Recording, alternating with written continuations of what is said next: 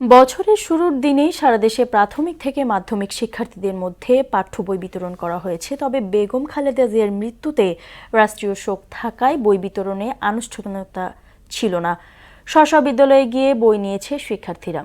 বিস্তারিত জানাচ্ছেন আফরিন পপি। নতুন বছরের প্রথম দিনে নারায়ণগঞ্জে শিক্ষার্থীদের মধ্যে বিনামূল্যে নতুন পাঠ্য বই বিতরণ করা হয়েছে। চাঁপাইনবাবগঞ্জে বছরের প্রথম দিনেই নতুন বই হাতে পেয়েছে প্রাথমিক ও মাধ্যমিকের শিক্ষার্থীরা। খুবই ভালো লাগছে, আমরা সবাই নতুন বই পেয়ে খুবই খুশি। জুলাই অভ্যুত্থানের সেই গ্রাফিতি সমূহ তুলে ধরা হয়েছে, সেইগুলো আমাদের সেই যোদ্ধাদেরকে ফুটিয়ে তোলা হয়েছে আমাদের বইয়ের এসব ছবির মাধ্যমে।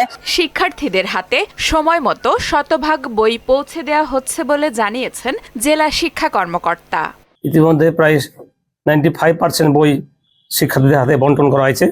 সাধারণ শিক্ষায় শুধুমাত্র অষ্টম শ্রেণীর কয়েকটা বই বাকি আছে।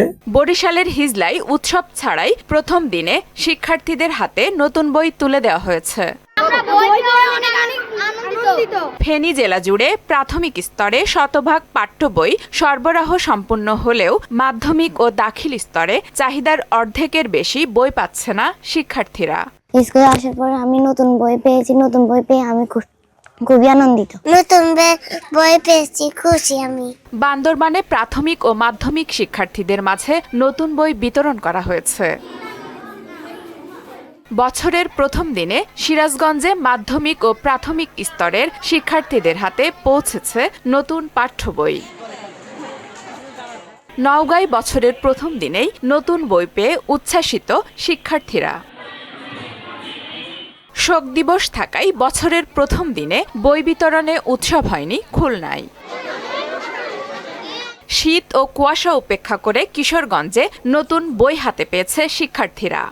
বছরে 3টে বই পেয়েছি, বই নিতে এসেছি, আমার অনেক ভালো লাগছে। নতুন বইয়ের সুগন্ধ আমার খুব ভালো লাগছে। রাঙামাটির শিক্ষা প্রতিষ্ঠানগুলোতেও শিক্ষার্থীদের মাঝে বিনামূল্যে পাঠ্য বই বিতরণ করা হয়েছে।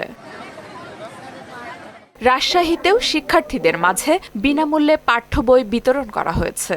নতুন বই পেয়ে আমার অনেক ভালো লাগছে। নতুন বছরে নতুন দিনে এই বই নিয়ে আমরা ক্লাস করব। নতুন বই দিয়েছে 5-এর, আমি অনেক খুশি।